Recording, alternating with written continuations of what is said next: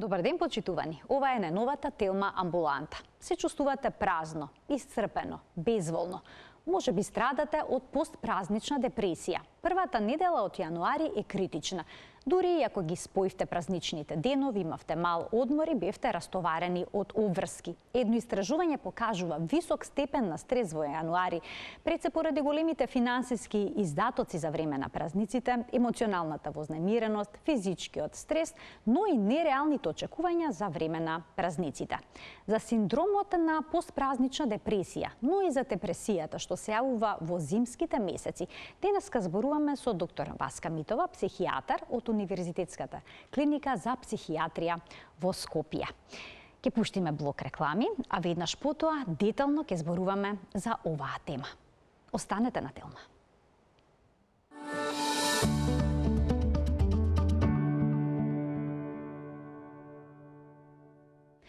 За синдромот на постпразнична депресија и депресијата што се јавува во зимските месеци, позната како зимска депресија, односно сезонска депресија, денеска зборуваме со доктор Васка Митова, психијатар од Универзитетската клиника за психијатрија. Докторке, добар ден. Добар ден. Ви благодарам што и покрај бројните обврски одвоивте простор да дојдете во студиото на Телма. Благодарам за поканата и среќни божични празници. Ви благодарам, среќни на вас и на вашето Благодарам. семејство. Бројни психолошки извештаи покажуваат дека многу луѓе во овој период од годината чувствуваат очај, безволност, разочарување.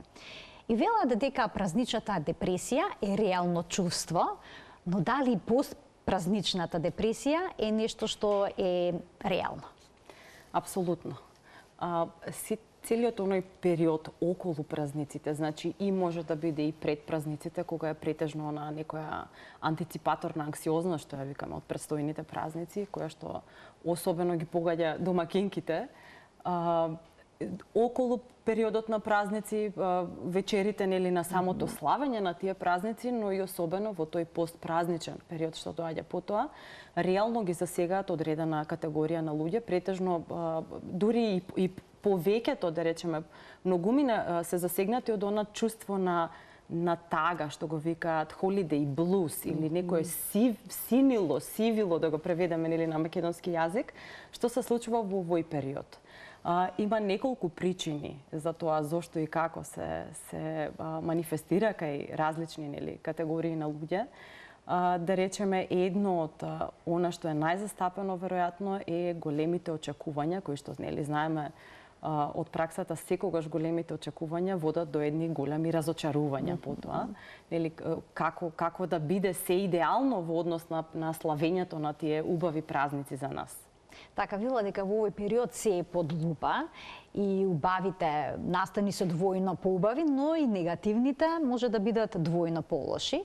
Па предпоставам дека и тоа влие. Што е со оној момент кога се вели месец јануари е најдолг месец, кога има финансиска дупка во семејниот буџет, може ли тоа да доведе до проблеми? Апсолутно. Финансискиот товар што се чувствува уште, да речеме, нели од крајот на декември, со сето она подготвување за празниците, со зголемено трошење на семејниот буџет во однос на подготовка на тие празници, на празничната трпеза, но и на она нели што се наметнува како потреба од дарување подароци за најблиските, за децата особено, знаат да бидат изразен финансиски трошок и со тоа да се створи изразен финансиски, да речеме, доколку има недостиг, да се створи една анксиозност околу тоа финансиско трошење.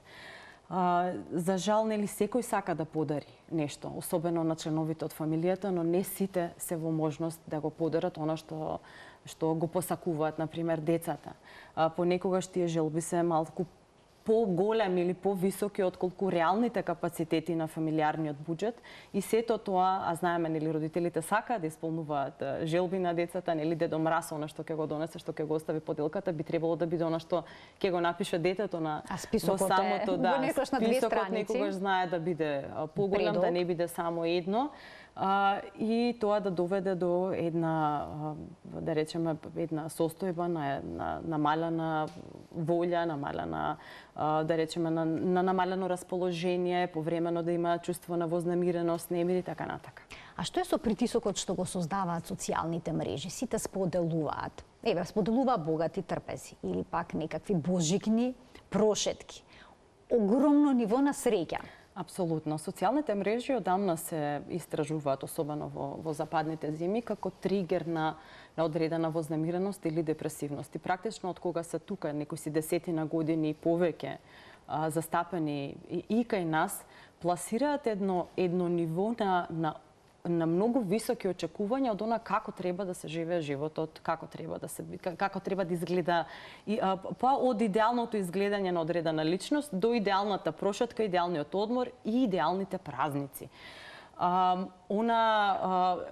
Идеална слика, да речеме, на подготвена трпеза, идеална слика на украсен дом, например, како треба да изгледа една прекрасна елка, како треба да изгледаат тие празнични денови, како да бидат поминати во некоја, да речеме, среќа, веселење, радост, некаде прошетки надвор и така натака, носат огромен товар во однос на оние што се споредуваат, односно ги гледаат тие, да речеме, идеализирани слики, но многу често нереални, и носат еден товар, психички товар за чувство едно на осаменост, на недоволност, на споредба, чувство дека се заостанува во нешто.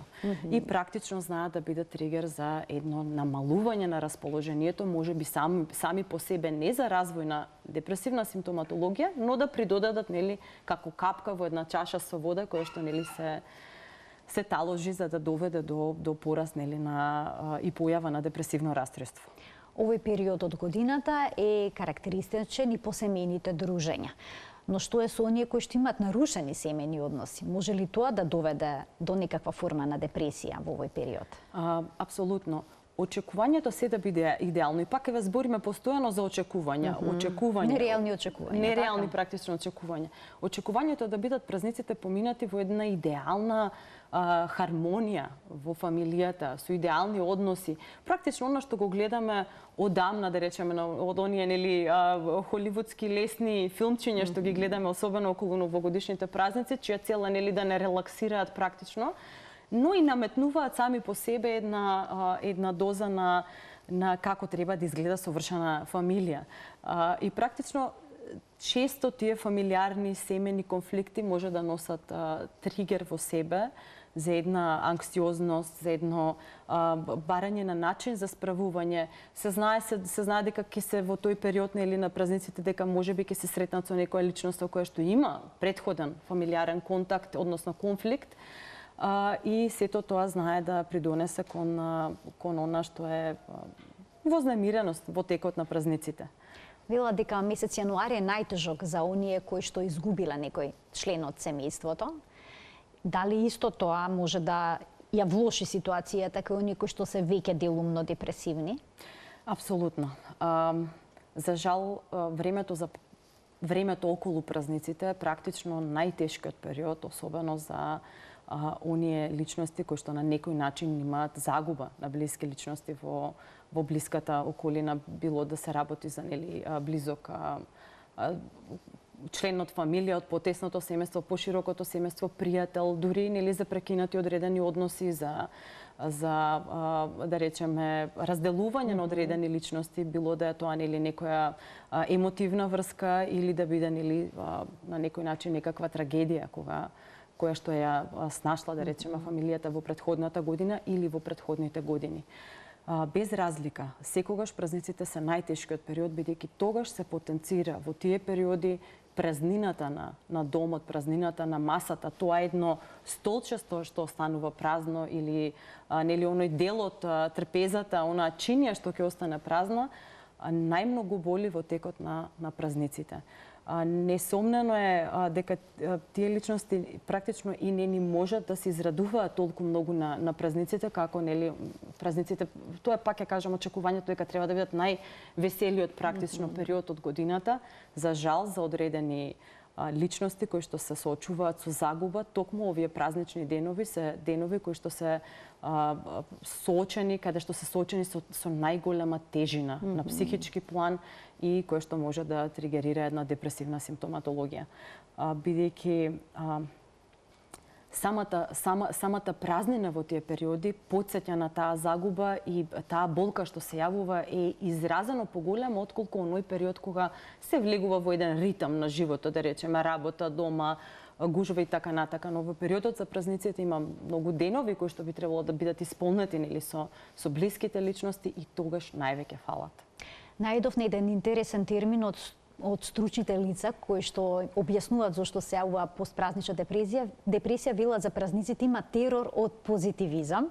Значи на таков начин може да се опише тоа што се случува за време на празничните денови. И сега зошто се случува празниците толку да не исцрпат и изморат, па како последгодишен одмор да имаме потреба за одмор од одморот?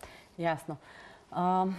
Има и невробиологија во сето ова, да речеме. Практично, она што е очекувањето на празниците, како период од годината каде што нели треба да си поминеме најубаво и кои што носат една шареноликост, една светлина, светкави бои во периодот кој што е најтемен. Подоцна ќе зборуваме нели за сезонската депресија, за зимата како делува, но она што треба да биде најсветкаво во себе носи една антиципација, една мотивација, еден драйв и за тоа е одговорен оној допамин, невромодулаторен молекул во мозокот кој што практично ни прави целиот тој период околу празниците да биде во една атмосфера на драйв, на мотивација, на антиципација на нешто убаво дека ќе се случи. И тука практично добиваме една полетност, едно чувство на задоволство, бидејќи тој истиот допамин е одговорен и за чувството на гратификација и на задоволство, како што е и за периодот нели на мотивација. Практично не покрева, затоа пред празниците, околу празниците сме такви повеќе нели да се испазари, да се намести, особено што знае да биде тешко за домаќинките, бидејќи се треба нели да се мисли за се да се среди. Па потоа тука се оние нели предновогодишни забави, без разлика дали се од колектив или да се на било каков начин и сите се на некој начин во очекување на нешто. Значи славиме и очекуваме нешто што ќе се случи, нова година, нови празници, нова радост и така натака. Но интересно невробиолошки да го објасниме, самиот круг на задоволство, односно кругот каде што нели допаминот прави одредено чувство на задоволство, во истите тие кругови се тука и круговите на болка практично, на разочарување. Телото само има одредена потреба, тенденција за хомеостаза.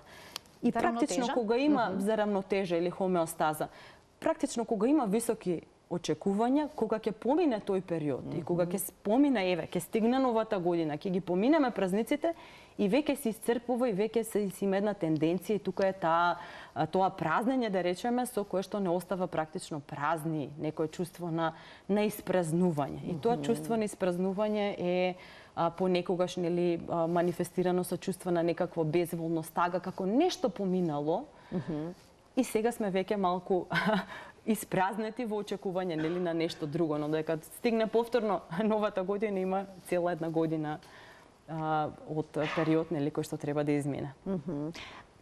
Сега овие чувства што ги опишавте всушност спаѓаат во рамки на синдромот на постпразнична депресија. Зошто синдром? Што е тоа синдром? Тоа се повеќе симптоми, да ги кажеме, но не секогаш може да се нарече нешто дека може да завзема карактеристика на постпразнична депресија. Значи тоа гледано стручно не мора да значи дека секоја манифестација на намалено расположение би значило категоризација на одредено депресивно расстройство.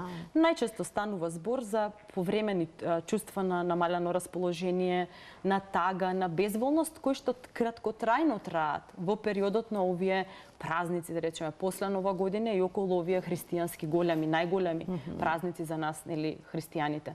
Она што го спомнавте, должината на јануари има вистински нели елемент, бидејќи од толку многу случувања што се случуваат во јануари, толку многу и финансиски трошоци, да кажеме, и толку многу празнички, практично изгледа јануари, тоа е едно субјективно чувство дека јануари е најдолг месец и дека е продолжена, нели, најдолгиот месец практично. Бидејќи нели самото време, самата темнина, самото ладно време, останувањето во домот повеќе време, сето тоа носи едно субјективно чувство на кое што знае да тригерира тага. Така да оваа сезонски, тоест празнична, околу празнична депресија, депресивност да речеме, не мора да значи дека ќе биде депресија или тага, е нешто што би требало брзо да се надмине со, да речеме, некој нели личноста како сама да си помогне. Би рекле првите препораки што би ги кажала е практично да ги намалиме очекувањата. Затоа што високите очекувања, пак ја кажам, носат големи разочарувања. И така да ги намалиме очекувањата дека нешто ќе биде фантастично или идеално, како оние слики што можеме да ги видиме, убави професионални фотографии по социјалните мрежи, кои што практично нели тоа има целта да бидат да имаме реални очекувања. Реални очекувања дека практично животот не е и празниците не може да бидат идеално поминати. Понекогаш ќе се случи некој конфликт во текот нели на тие празници, фамилиарен конфликт, или нешто едноставно нема да излезе како што било замислувано и тоа секогаш нели носи причина за одредено разочарување. Но колку пониски очекувања, толку помали практично разочарување. Тоа значи доколку се чувствуваме лошо, депресивно, тажно, дури очено во овие денови после празниците, не треба да бидеме загрижени за нашето ментално здравје? Доколку кратко трае, доколку на пример се превземат одредени да речеме одредени постапки, како на пример почеста прошетка надвор, би рекла, почесто дружење со пријатели, со фамилија, значи гледање на тие блиски релации и така натака. Физичка активност, здрав начин исхрана, тоа е она што секоја личност може да го направи, да се направи одреден план, одредена рутина и да се држи по таа рутина практично, за да може да личноста дури да се чувствува малку безволно, ако се држи до таа веќе предвиден нели план за како да се помине денот, може малце да олесни во периодот на враќање во нормална. Најтешко е сега во нормалната рутина да се вратиме. Зошто е толку тешко да се вратиме во рутина? И после викенд ни е тешко да појдеме на работа во понеделник. Так. На сите ни треба одмор, нели? На сите ни требаат овие, како да кажам, одвојување од таа постојана нели рутина, од таа шаблонизација, да речеме, на секојдневното живење.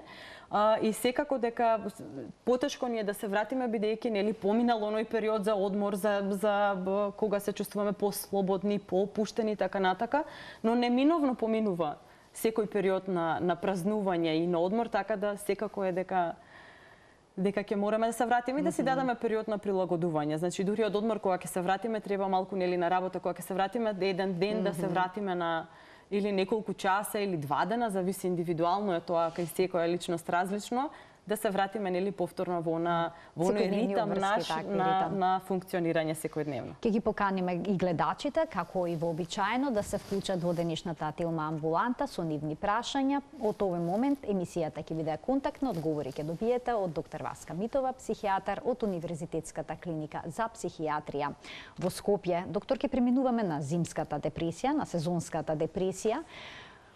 Велат дека е таа особено изразена во зимскиот период и е поврзана со светлината. Пиве да ни објасните што е тригер фактор за оваа сезонска депресија? Така, се истражуваат повеќе причини зошто би било, да речеме, кој е механизмот за појава на оваа сезонско афективно расстройство или сезонска депресија, каде што се истражува, да речеме, повеќе механизми. Едно од механизмите е нивото на светлина и тука е практично и третманот нели со светлина.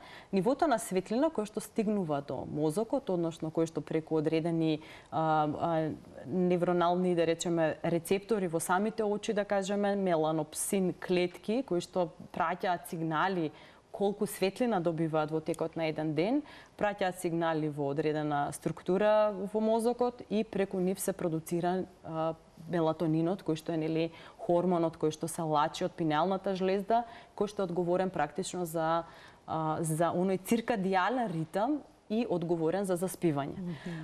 Така да се прават истражувања дали е конкретно тој механизам битен за одговорен за појава на оваа сезонска депресија. Втор механизам кој што се истражува исто така е нивото на одреден транспортен механизам на транспорт на серотонинот кај одредени личности. Постои да речеме генетска подложност. Практично помалку се транспортира, помалку серотонин е возможен во текот на зимските месеци, помалку циркулира кај тие одредени личности во текот на зимата. Друго нешто е поврзано со одредено количество на витамин D и тука и тоа се истражува. Нивото на витамин D знаеме дека зависи од изложеноста на кожата на сонце, така си тоа е главниот начин на синтетизирање. Кај нас во текот на зимските месеци е многу мала изложеноста на сонце, па дури и во летните, ако некој не е надвор толку време, ако не се изложува, сонцето надвор го има, но внатре нели не стигнува, така да се препорачува мерење, нели суплементирање на витамин D во текот на зимските месеци, но секако после мерење на индивидуалните нивоа на витамин D во крвта, да не се нели суплементира на своја рака без да се измерат претходно нивоата во крв кои што се. Тоа се неколку механизми кои што се истражуваат зошто конкретно се јавува таа сезонска депресија кај одредени личности, која што на запад од прилика се смета дека околу 5% е застапена кај да речеме од прилика во Америка, со тоа што веројатно е поврзана со сонцето, бидејќи од прилика статистиката што гледа во Флорида е околу 1%, но на Аљаска е 9%.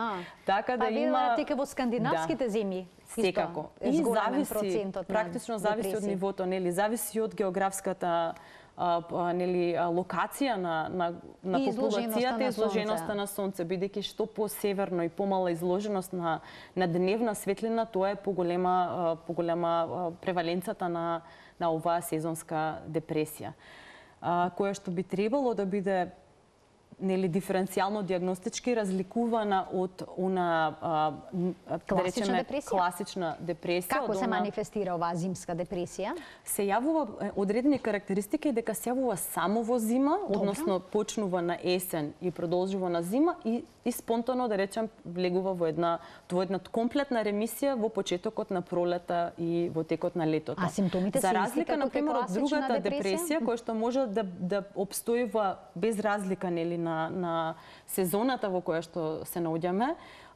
но која што и таа практично има тенденција на влошување понекогаш кај одредени пациенти во текот на зимата.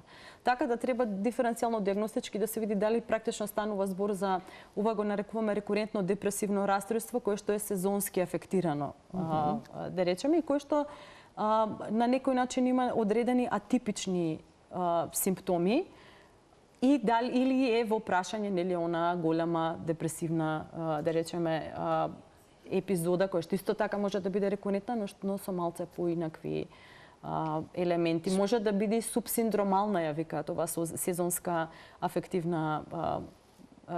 ефективно расстройство, субсиндромално, односно има одредени карактеристики, но не се тие со голем интензитет. Тие симптоми не се со толку голем интензитет за да бидат категоризирани во тоа расстройство. Споменавте некои атипични симптоми, какви се тие?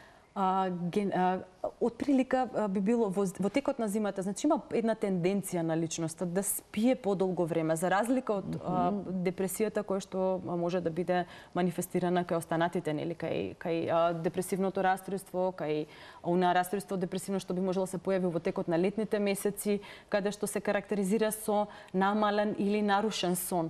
Во текот на зимата практично личноста спие подолго време. Повторно не се чувствува, нема нели нема спиењето, ја нема таа улога да го освежи телото, туку практично во текот на целиот ден има одредена поспаност, одредена безволност, намалено расположение, намалена мотивација, желба за благо конкретно, за јаглехидрати повеќе, каде што самото по себе има еден ризик од покачување на телесна тежина. Така да има одредени карактеристики кои што треба спонтано сами во текот на пролета да се повлечат. Имаме гледач, ќе го вклучиме во програма. Добар ден за него. Ало, добар ден. Повелете. Се извинувам, јас би сакала да испратам поздрав до докторката Митова, бидејќи кај нејзе сум модела на терапија. И поздрав и до вас, Марија, исто. Така, ви И благодарам. сакала само да ја прашам докторката дали почна да оди на работа, бидејќи беше на породилно. На породилно отсуство. Така, ви благодарам за вклучувањето во денешната емисија. Доктор, ќе почнавте да одите на Поздрав работа? до гледачката од 1 февруари. Сте Од 1 повторно. февруари на работа, да. Продолжуваме со денешната емисија. Ги споминавте симптомите. Како би се лекувала зимската депресија? Дали препорачувате да шетаат повеќе пациентите на отворено? Апсолутно. Или да отпатуваат некаде каде што има сонце? Ако е возможно тоа, секако дека ќе биде добро. Иако има неколку работи што може неколку постапки практично кои што може да ја олеснат она сезонска, да речеме, депресивност која што се во овој период, а тоа е изложеноста на светлина. Многу е битно, истражувања покажуваат дека најбитна веројатно е изложеноста на светлина во утринските часови. Кај нас сепак не сме толку северно за да сме до толку засегнати од она тмурно време каде што практично денот малку доаѓа, да речеме, како што се Британија и така натака во овие северните земји од Европа. Така да сепак има доволно сонце во текот на денот, но да биде личноста изложена надвор на дневна светлина, значи не само во домот или на работното место.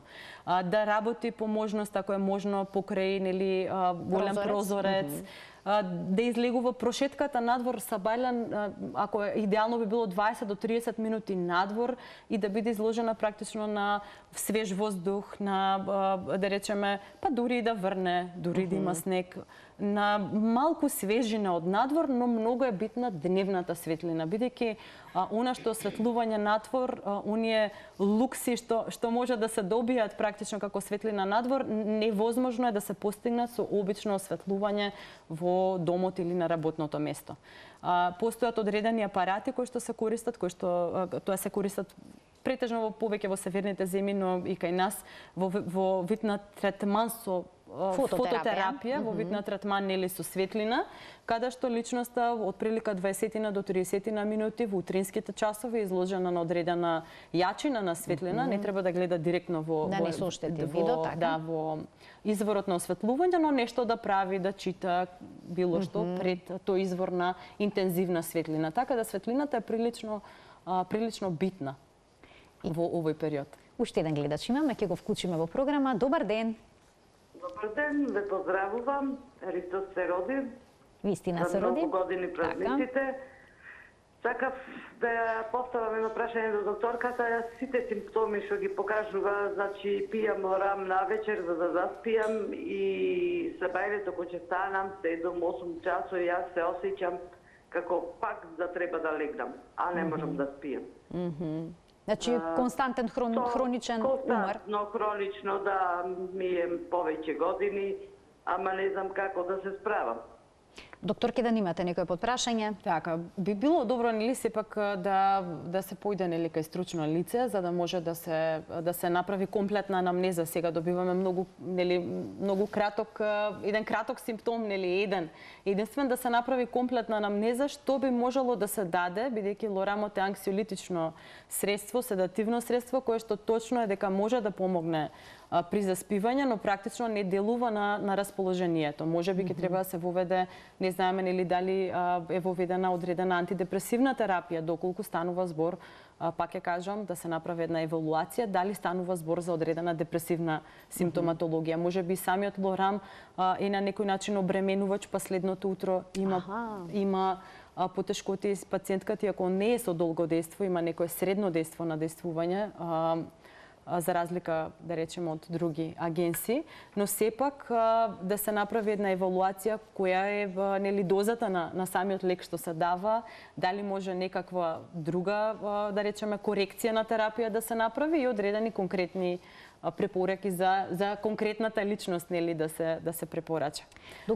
Така, повелете. Така да убаво би било доколку се посети стручно лице, да се закаже кај колега психијатар. Значи ова бара психијатриска обработка. Сепак, да се види анамнестички што и како за најдобро функционирање да биде на гледачката, бидејќи понекогаш, знаете како, многу е потребно на дестигматизација, практично многу може да помогне психијатријата во однос на доживувањето за себе, во однос на расположението, треба само првиот чекор да се направи и да се појде кај стручно лице. Мислам дека стигмата постепено се губи кај нас и дека се повеќе луѓе не?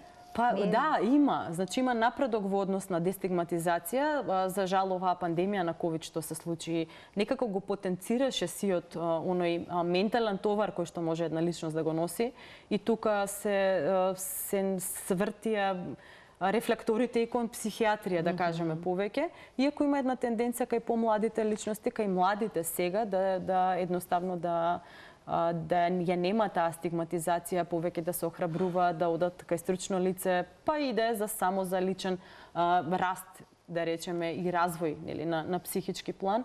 Така да се радувам дека еве се зголемува свесноста за менталното здравје, бидејќи менталното здравје практично е еден дел од севкупното здравје. Нема здравје без ментално здравје. Доколку во зимскиот период чувствуваме безволност, исцрпеност, поспаност, треба ли да се јавиме веднаш на психијатар или да се обидеме најнапред со некакви прошетки на отворено, со престој на сонце?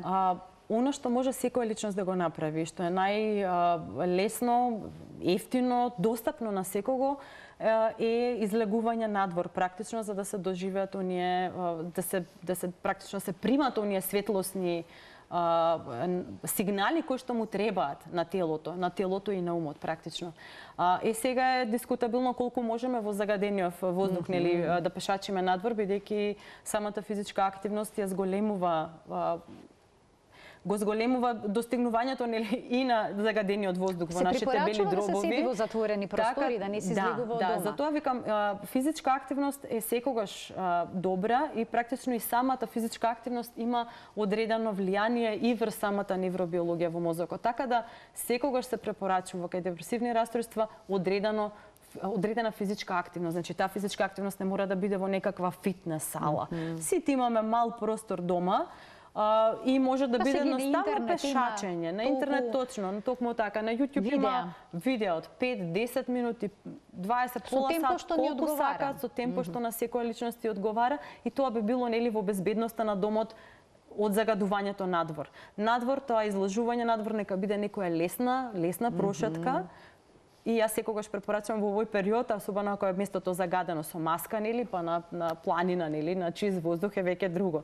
Таму да дишеме малку повеќе. Но секако излегување надвор, физичка активност, движење, раздвижување дома.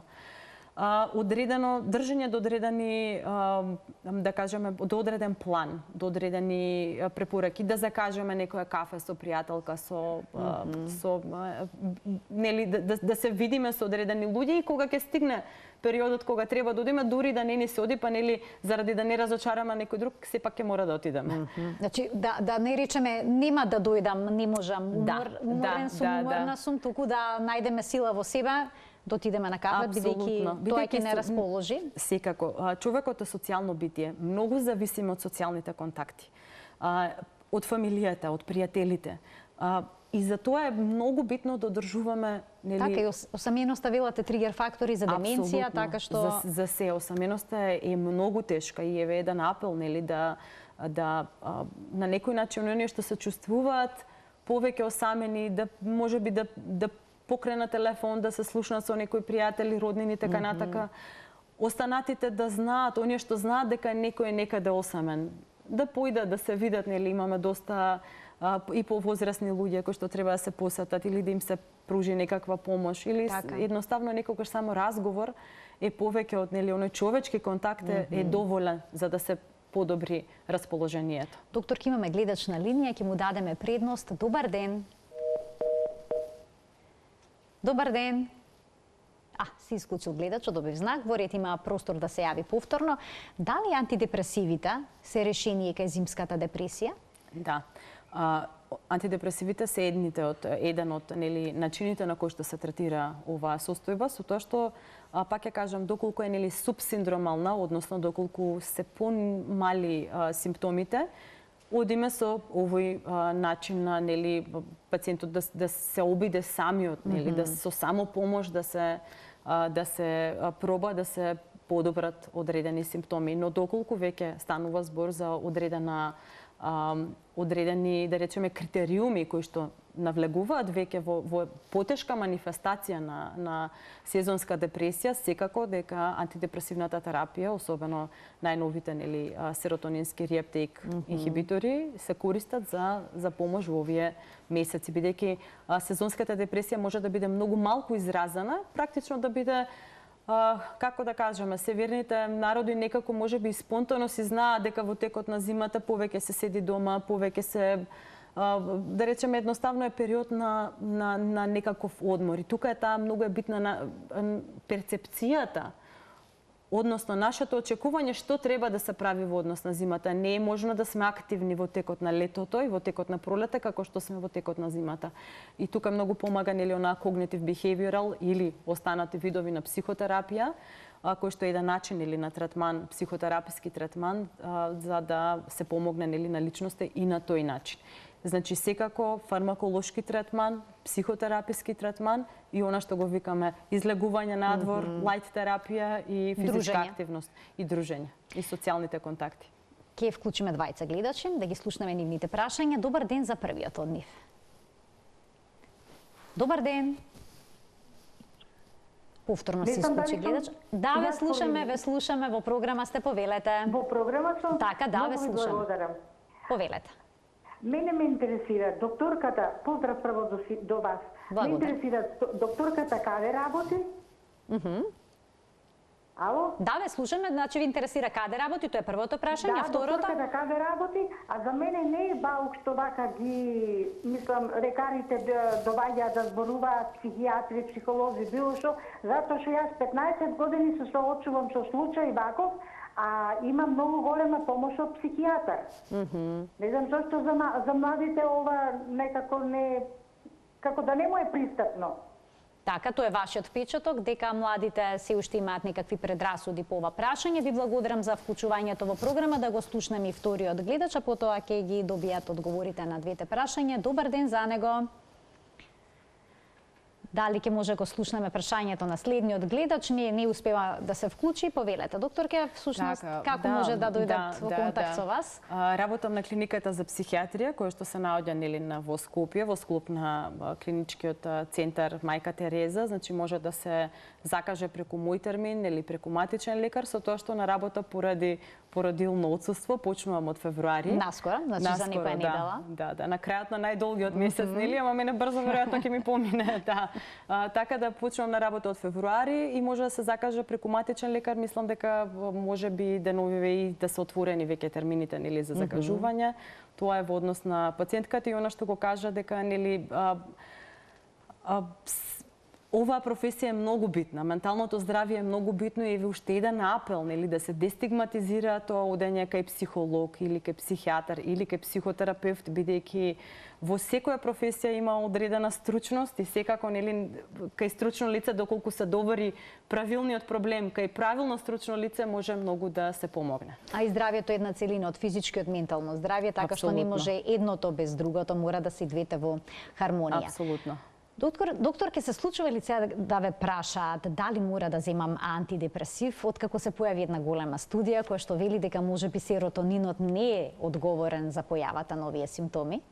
Да, имаше една мета-анализа, односно мета-студија, која што е практично студија која што прави компилација од повеќе студии и од повеќе релевантни студии, која што беше прилично сигнификантна, односно прилично сериозна и прилично доведе до одредени значајни сваќања во однос на серотонинот како дел од улогата на она што значи депресија.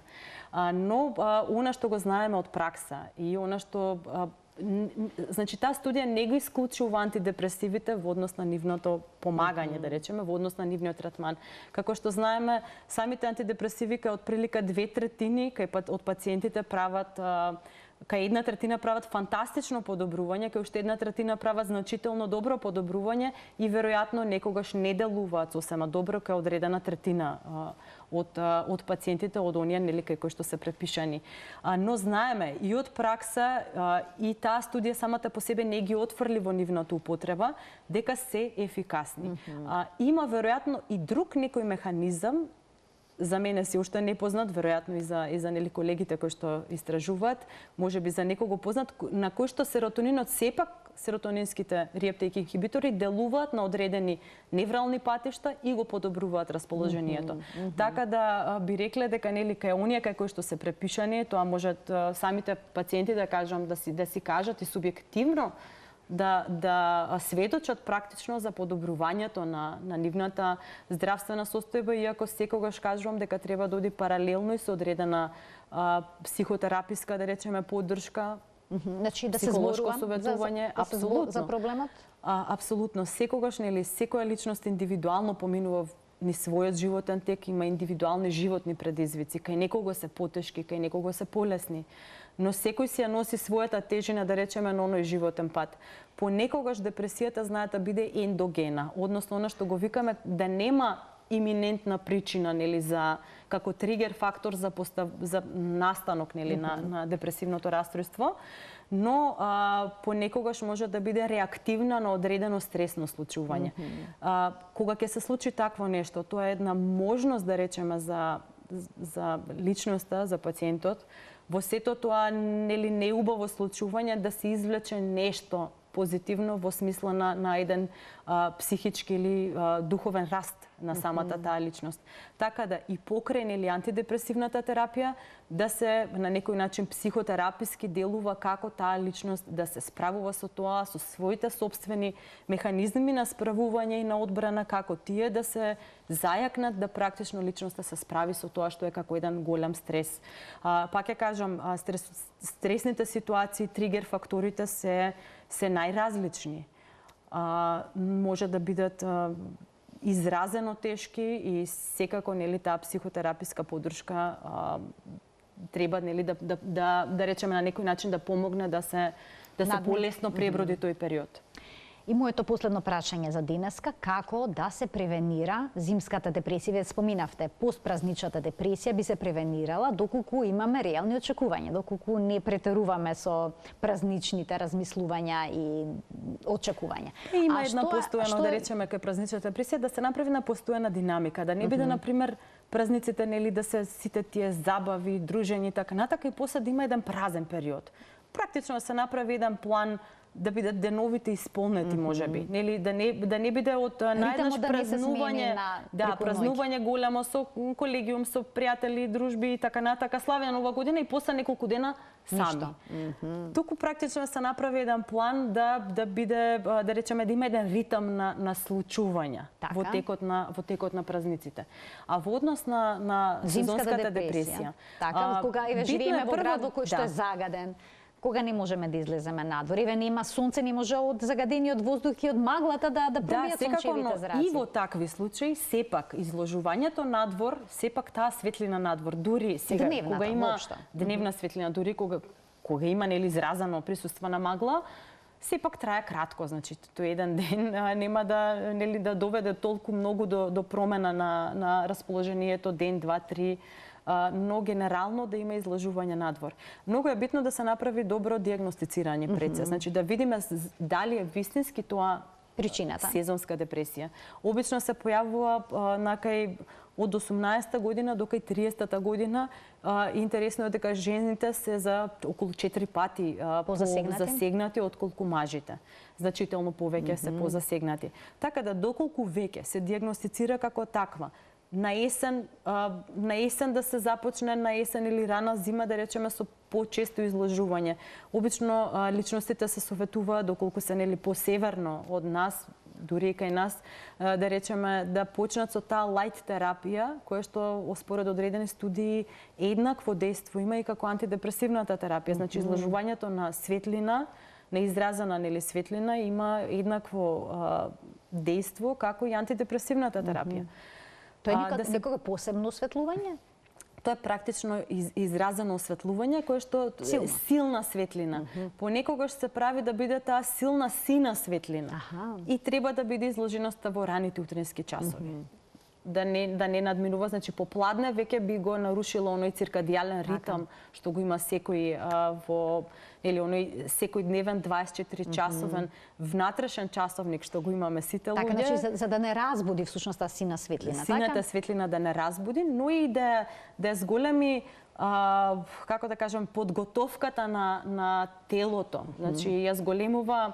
Ако сте приметиле сите, например, од една соба, например, со пригушено светло или ако спиете со ролетни спуштени, наутро кога ќе станете и ако влезете во некоја соба со изразено светло осветлување, особено ако е веќе нели убаво почна денот, веднаш се јавува едно природно будење на телото, бидејќи лачењето на мелатонинот е многу сензитивно во однос на појавата на светлина. Затоа може да биде прекинато, например, во ноќните часови од силна светлина, например, при будење, при одење до тоалет, доколку се пуштат силни светла, можат да влијаат многу врз лачењето на мелатонин и личноста да се разбуди, практично да има потешкоти и после со повторно заспивање. Или пак во текот на ноќните часови, ако се земе телефонот, мобилниот телефон, кој сите, па потоа сме будни, не можеме да заспиеме. И па тоа е грешка, да, затоа се препорачува во однос на сонот, нели, да оние што имаат проблеми со убаво спиење, да не го користат телефонот одредено време пред предвиденото време за заспивање и никако нели во текот на ноќта, дури како аларма ако се користи да биде оставен во другата соба, односно во некоја соседна соба за да не ја прекинува таа, да речеме, има стимулативно дејство самиот телефон, да не ја прекинува опуштеноста, нели, и подготвеноста за сон. Јас ви благодарам многу за вашето денешно гостување и за убавите појаснувања на темата која што денеска обработивме. Благодарам за поканата, секогаш е задоволство. Почитувани доктор Васка Митова, психијатар, беше гостинка во денешната Телма амбуланта. Ви благодарам и денеска што не следевте со внимание. Се гледаме секој работен ден на Телма во редовниот термин 12 часот и 50 минути. Имете пријатен ден.